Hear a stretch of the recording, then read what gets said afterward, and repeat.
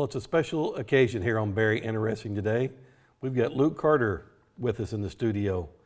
Luke's usually out on Luke on location, LOL, but he graced us with his presence today here in the studio. So Luke, welcome to the show. Appreciate it. It's great to have you. Yeah. And what Luke and I are going to talk about today is Southeast Missouri basketball. Southeast Missouri has a rich tradition in basketball. Our last episode, which was our first episode of the season, we highlighted the Campbell Camels' run to the state championship. And Luke's a trivia buff when it comes to any type of sports, but especially Southeast Missouri basketball. How did Southeast Missouri evolve into such a powerhouse? Because I'm sure if you go to Ohio, Kansas, the other 48 states, they probably feel like they've got great basketball too. But how do you think it's evolved here to be such a tradition, with such a rich tradition? I think it's all stemming from the Hall of Fame coaches we've got here. We've got, it started Gene Bess, the winningest collegiate coach of all time, was a high school basketball coach in Missouri. And then we've had, Ronnie Cooks and Carol Cooks and Lennis McFerrin, Danny Farmer, Jim Bidwell, Jim Hall. The list could go on and on with the guys we've had in Southeast Missouri who've just been legends. Paul Hale. You could name 20 to 30 guys who've been legendary coaches, and I think that's where it all stems from. We've had the honor to have some really good coaches in this area. Luke, you've mentioned a lot of coaches, and you've made me kind of go down memory lane myself. I'm going to mention Danny Rowland.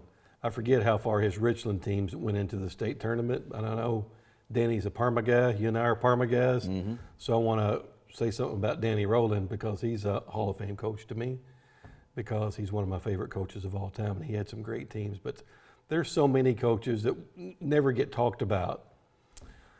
Name some of those coaches, though, Luke, that doesn't get the glory like the Cooksons and McFerrins and the Bidwells from Portageville. You got, Jim Hall sticks out in my mind. He's got over 500 wins. He never got over the hump and got a state title, but he's no doubt one of the greatest coaches who's ever coached in Southeast Missouri. You got others like Wayne Early, who's coached at a ton of different schools, and he's impacted a bunch of people's lives and was a legendary coach, but never got over that hump as well. But Lennis McFerrin and a lot of those guys, they'll tell you that what makes great coaches is great players, and success breeds success. And I think that's what a lot of those good programs had. They had success that always bred success. That's a good point. Success does breed success, and they just kept winning and winning and winning and winning. But Luke, we could talk about this all day. We could talk about Morley having a team and Lilburn having a team. That's before mine and your time both. But we'll get into that at a later time, okay? Sounds good. Thank you for coming off location, Luke on location, to be with us today.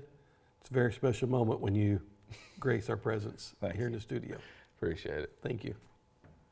I'm really excited today to welcome Erwin Porter to Very Interesting. Erwin just recently released his book, Bootheel Basketball, A Half Century of Hoops Supremacy. Erwin, welcome to the show. Hey, hello, Barry. Thanks for having me. Really excited about this new book. There's a lot of buzz in the area. But before we get into the book, tell me a little bit about yourself, your family, what you've done in your lifetime. Okay. I grew up in New Madrid, Missouri, and lived there my whole life. I'm from a family of 9 kids. I'm one of 9 siblings. I grew up in New Madrid. I was born in Cape, and I went to school at IC, Immaculate Conception School. They went on through New Madrid High School and graduated in 1973. And then after that, I went to work for Noranda and spent my whole career out there, 40 years at Noranda, and retired in 2016. 2016? Yes. You had a long career there at Noranda. 40 years, yes. Well, what got you interested in high school basketball? I know we have a rich tradition here in Southeast Missouri, but you seem to be the super fan and authority on Southeast Missouri basketball. So what happened when I was a young kid, really in 1968, we played a lot of basketball on the playgrounds, and we got kind of interested in the Matthews Pirates that went on to claim the Class M state championship in 1968. So we kept up with them and kept up with their games, and we even kind of chose a player to be, out of that bunch. We each picked a name, and so we played on the playgrounds as the Matthews Pirates. We even went as far to buy little gold windbreakers that you could buy back in the days, and we wore them kind of like a warm-up windbreaker. So we were the Matthews Pirates. So that kind of sprungboarded me probably to be a big fan. Then after that, I just kept up with basketball. We got the Standard Democrat there in New Madrid, and every day after school, I'd wait for it to come. I'd go in the sports pages and kind of see the box scores, see who won the game, see who lost. So from that point on, I just became an avid basketball fan, and have been my whole life. The Saxon newspaper really did a good job of keeping up with the high school basketball back then. I know we read it almost like the Bible because they had all the box scores for every game. Yes. So they did a good job on keeping They did a good everybody job. informed with every team. Yeah, they But did. the Matthews Pirates is what really got you motivated to get involved in high school basketball and watching it, because they had great teams back then, right? Yeah, they did. They had a great team. Even the year before that, they had like a 32-2 record. I think I'm What not year sure was who. that? 1967-68 when they won the state championship.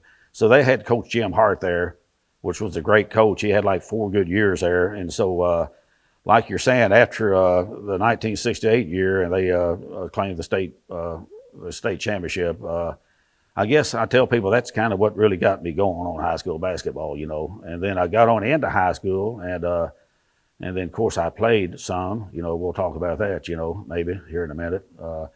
And then, but I still was a fan. I said, I'm going to be a fan the rest of my life. I just listened to the games on the radio. We didn't have the internet and all that stuff where we could track them and everything, but we listened to some games on the radio. Went to a lot of games. I went to a lot of playoff games, Even the Matthews Pirates the next year in 1969, they went to the quarterfinals, and I went to old Halk Fieldhouse and watched them play, I think, St. George out of Herman, Missouri. They got beat by 6 or 8 points. And denied them a chance to go to the Final Four for the second year straight, So Which was probably heartbreaking for you. it really was, yeah, because we were big Matthews fans, and some of the players on the 69 team were carryovers, from the 68 team, which was Carl Bishop, which was Leonard Bishop's brother. He was a left-handed shooter, a real good ball player. Clarence Brooks, some of those played the next year, And so, yeah, I could just tell you tons of names of players, from these teams. But the Matthews Pirates, I give them credit of making me a lifetime fan of high school basketball, So, Erwin, did you play? I played my whole freshman year and part of my sophomore year, and it just didn't work out for me. And I tell people that, and I leave it at that. It just didn't work out. So I still love basketball. A lot of times a kid will just throw his ball down and not play. We played continuously. We played all weekends down at the Catholic school playgrounds. We played basketball all the time. And even the next 2 years, I wanted to go out so bad I couldn't stand it, and I had mixed emotions on if I should or not, because it didn't work out for me. And I never did go back out again, and I played play for basketball. New Madrid. We had Carroll Compton at the time, And, They were big rivals with your favorite team, Matthews, I yes, guess? for sure, yes. New Madrid back in those days had a good league. We had Matthews was real good. Parma was real good at that time. Risco was, competitive. Portersville was always good. New Madrid had a good team. My freshman year, we went 25-0 and got beat by Dexter in the first round of the state playoffs to end our undefeated season. So yeah, New Madrid had a real competitive league, and then we had Matthews, 𝔹𝕠𝕠𝕥𝕙𝕠𝕜. 𝔹𝕠𝕠𝕠𝕠 was real good. They was great. They started getting good in the late 60s, and all through the 70s they were dominant, Erwin, you watched basketball for 50 years. What prompted you to write a book about Southeast Missouri Okay, basketball? this whole time that I've kept up with basketball, seemed like I just knew quite a bit about it. And at work, we would talk about basketball all the time. And if guys had a question, they'd always say, go see EP. I'm called EP out there by a lot of my friends. They said, go ask EP, he probably knows. And most of the time I would, So then when I retired, I said, you know what? I said, I've got a lot of time on my hands. We need a book documenting all this success we've had.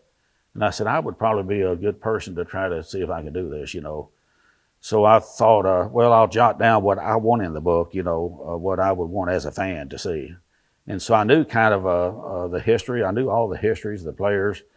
And I thought, I'll write down what I want in this book. And so I started jotting down stuff. And when I did, I said, this would make a pretty good book, So then I started searching for a publisher, and I found one, and I took it to him and showed him my idea. And he said, yes, he said, I think it would make a nice book, And he said, just go to work on it, and then when you get everything you think you can get, he said, come back to me and we'll sit down and talk about it. So that's kind of how it started, you know. So once we did that, which was about, I started in the fall of 2018 with my idea. I went and seen the publisher January of 19. So I went to work on it. So about January of 2020, I signed the contract. And then it took about another year. He assigned me to an editor, and we worked to define everything, and then we come up with the book. We actually had it printed in the first part of this year, January. We're kind of spoiled here in Southeast Missouri. We all think we've got the best basketball in the world. Yeah. I mean, if you go to Kansas, if you go to Illinois, they probably think they have some of the best basketball in the world. You are right. What makes Southeast Missouri basketball so rich in tradition? Yeah, and you're right, exactly what you said. You know, we all think we're the best, and, you know, you go somewhere else and they think they're the best. So, you know, you have to, I guess, show proof that you are maybe. So this book probably shows that. I think the reason that the state thinks that, you know, that we are and knows we are, out of the last 53 years, they've awarded like 225 state championships, and we've collected 56 of them. And that's by a small population in a small area. We're talking about 7 or 8 counties and 40 schools, you know. So if you look at it like that, you know, that proves we're very successful as far as getting state championships. Now, we've been to tons of Final Fours too, you know, on top of that, you know, and we've got several second place finishes. So with the 56 state championships out of 225 awarded, and then all the countless Final Fours, we're well represented down this area, you know. It's quite an accomplishment. It is. It sure is, yeah. So, Erwin, what do you expect people to get out of your book? I mean, if you buy this book, what do you expect people to get out of it? Well, the main thing, they can look at it, and it just brings back memories. I mean, there's tons of names in there. I got all the All-State selections in my book. Any kid that ever made All-State from 1968 through 2020 are in the book. And tons of photos and state championship pictures. So there's lots of names in there. So what will happen, people will look at the book, and it will allow them to kind of go back in time and be able to reminisce and kind of enjoy, you know, the past. And it'll bring back memories of their high schools and their high school careers. And so that's the main thing probably that I think it will do, you know, is well, everybody's got their favorite team from the past. Mine's probably the 78 through 80 Parma Pirates, and vividly remember going to the Parma gym and watching that team play, and they were really good. But there's maybe a controversial part of your book. You've got your top 50 players in here. And that's according to Erwin Porter, right? That's according to me. So you may make a few people mad. You may make a few mom and dads mad. Yeah, I know that. Yeah, I knew that when I did it. And on my introduction to that section of the book, I plainly state that, you know, this is my own list. It's debatable. And that there's a lot of great players from this area, and there's a lot of players on the bubble of making my list, and I understand that, and so take it as it is, and it's just a way to for you to see all the great players we've had. And so yes, it's been kind of a controversial. Even the book came out, you know, it's actually come out to an extent, and I think the top 50 was posted on a 𝔹𝕠𝕠𝕥𝕙𝕝 basketball Facebook page, and I heard there was a lot of chatter about that, you know. And then obviously Bobby Aycock was the best player. Bobby Aycock Jr. was the best player in Southeast Missouri history, but I'm a little biased. But he wasn't on the list. What was your criteria, though? What was it just? I mean, did you use some statistics, or was it just your gut feeling? That's a good question. What I used was what they did at the high school level only, and that I talk about that in my introduction to the session. It's not what they did after high school, it's what they did in high school, how dominant they were, how they could take over a game, and how they led their team to a lot of success and longevity too. You know, I looked at guys that were great players for 3 years, maybe 4 years. So I used that was my main criteria, and we have a lot of great players, and every one of my top 50 are, they played 3 years of varsity, you know, and they was, a lot of them were All-State the 3 years, some played 4 years of varsity. So it was mainly longevity, and then how dominant they were at the high school level, you know, how they could just carry their teams on their backs. And they was impossible to do with anything with defensively for these opposing coaches, you know. You know, some of these players like Daniel Presley played varsity for 4 years. Yes. And some of us who weren't so good only played varsity for 2 years. So, Yeah. there's an advantage there of being good and playing for Yes. 4 years. And the thing about it, yes, and it is, yeah. So really, and I also considered the level of competition they played against, what era they played in, if they played in the 70s, 80s, or 90s, and kind of the competition in those decades. So I put all that into consideration when I picked my top 50. I really thought about it. And the top 10 was probably kind of easy. I had struggles with even my top player, and I finally decided who it was going to be. But probably from 10 to 50, or let's say 25 to 50, there's probably another 25 players that could interchange with my last 25. Pretty rightfully so, Who was your number one pick? Number one, Tyler Hansborough. The reason is every coach I talked to that coached against him, some of the newer coaches, the most recent coaches, said that he was just impossible to do anything with. And I saw him play a few times his freshman year, and he was just a dominant player. A good example, he played against New Madrid County Central in 2002 when Tyler was a freshman, if I got the year right. And we went over to Poplar Bluff, and he played like a senior. I mean, he had a couple of putback dunks. He wasn't intimidated at all as a freshman. And he played against a good New Madrid team that went back to the state championship for the third year, So that was a high level of competition. He just stood out his freshman year. So yeah, Tyler, he had 4 great years of high school basketball. He scored 2,800 points or 2,400 at Poplar Bluff, and he was just dominant, He had no fear. His determination was second to none. Yes, it sure was. So so he's my top player, and there's 2 or 3 right next to him, but I just picked Tyler. I was satisfied with that, Well, Erwin, a favorite of ours around our office here, because we see him floating around here all the time, is Terry Dawson. Is he on that list? Terry Dawson. Awesome, Terry I Dawson. know that. You're exactly right, yes. And every time we bring up these guys, it makes me feel kind of bad that they're not, but I make sure I stress that, these guys were on the bubble. Terry Dawson was on the bubble. I had a list of 75 players that I was going to try to pick my top 50 out of, and Terry Dawson was on that list. And Daniel was too, because, I know he scored over 2,000 points, Daniel Presley at Risco. I know he scored over 2,000 points. And I knew all that. So yeah, Terry Dawson, yes, he was just right next to being on my top 50. So this was tough on you to make some of these decisions. It sure was, yeah. And I knew people said, man, when people get that book, said, you're going to, stir up. And I said, well, I don't mind that. I said, I understand that.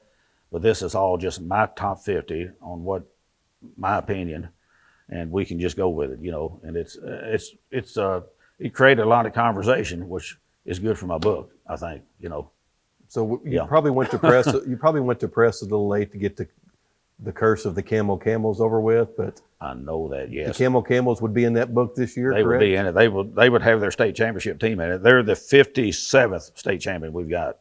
No longer 56, now 57 out of the Bootheel area. So yes. And I don't want to put the pressure on Coach Fowler. That's the beginning of a new dynasty.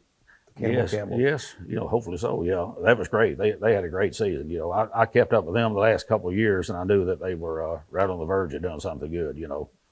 And they played against 3 or 4 of the bigger schools this year to kind of up their level of competition, and really competed real well with these schools. And I said, I think Campbell's going to go pretty far this year. Really paid off. That was a good strategic move by Coach Fowler. So this book has been very satisfying for me.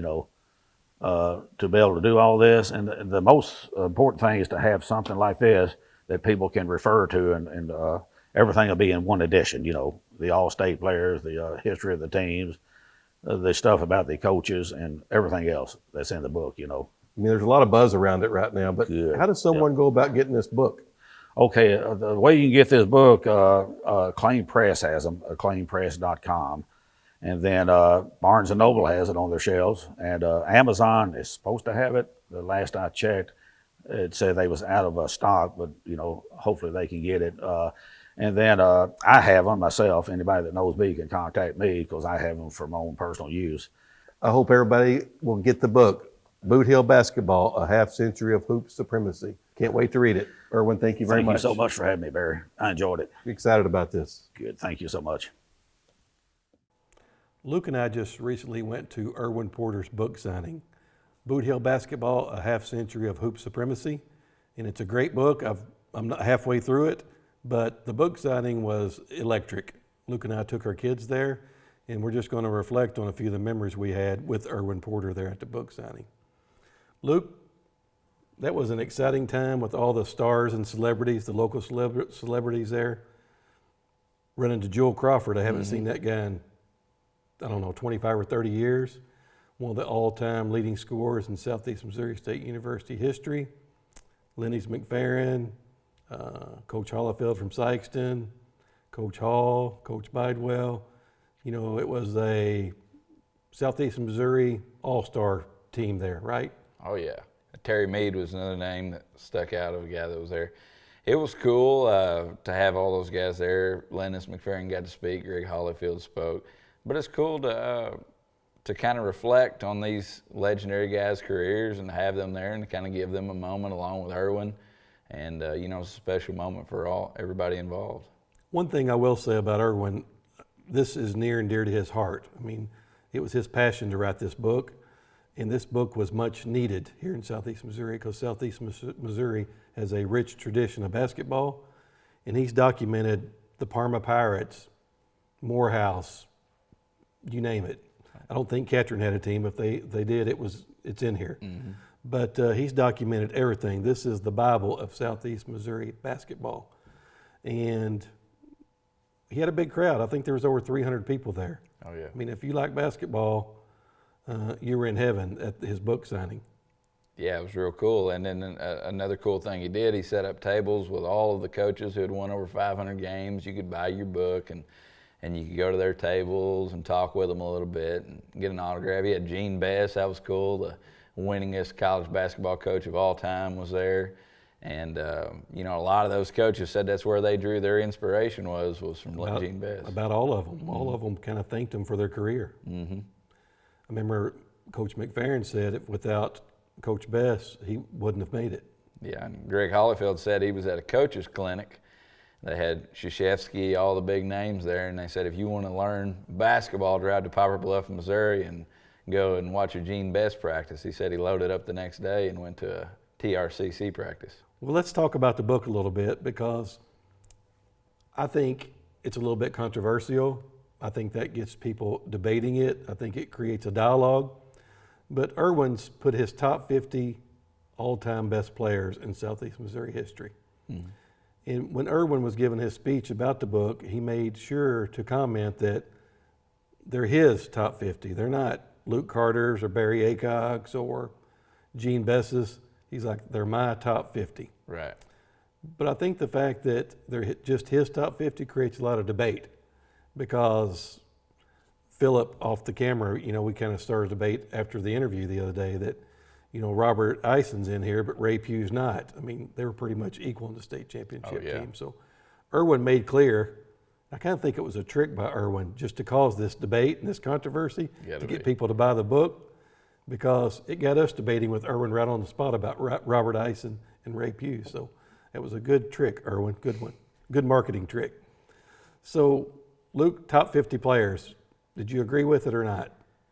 Yeah, I mean, the top player I definitely agree with, Tyler Hansbrough, is definitely, in my opinion, especially from what I've seen, the most dominant high school player that we've ever laid eyes on.